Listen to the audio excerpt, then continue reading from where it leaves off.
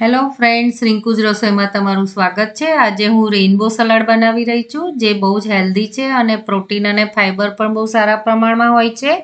એના માટે મેં કાળા ચણા લીધા છે। મેં એને 6 થી 8 કલાક પલાળી અને 3 વિસલ આવે ત્યાં સુધી બોઇલ કરી લીધા છે।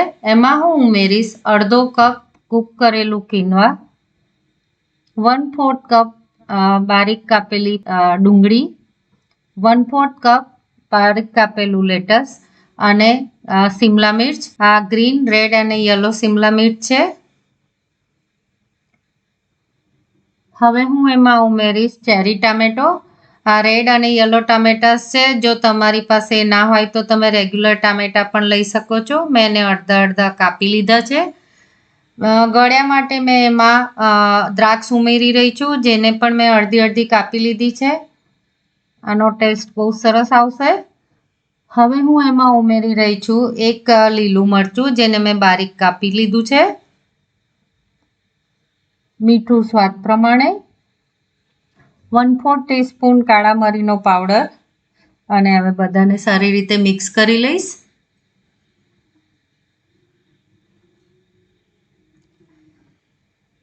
હવે હું એમાં ઉમેરીશ 1 ટીસ્પૂન ચાટ મસાલો।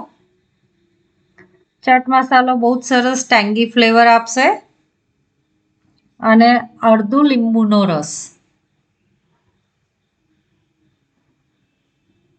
હવે બધાને ફરીથી સારી રીતે મિક્સ કરી લો। આ બધા ઇન્ગ્રીડિયન્ટ્સ તમે તમારા હિસાબથી ઓછા વધતા કરી શકો છો। હવે હું એને સર્વ કરીશ તો મારું સલાડ તૈયાર છે। હવે હું એને પુદીનાના પત્તાથી ગાર્નિશ કરીશ। આ ફ્રેશ પુદીનો છે, હું આવી રીતે એને તોડીને નાખીશ। એનાથી બહુ જ સરસ ફ્લેવર અને સ્મેલ આવશે। તો એન્જોય કરો આ હેલ્ધી સલાડ। હું મળીશ તમને આગલી રેસીપી સાથે। ત્યાં સુધી હેપી કુકિંગ।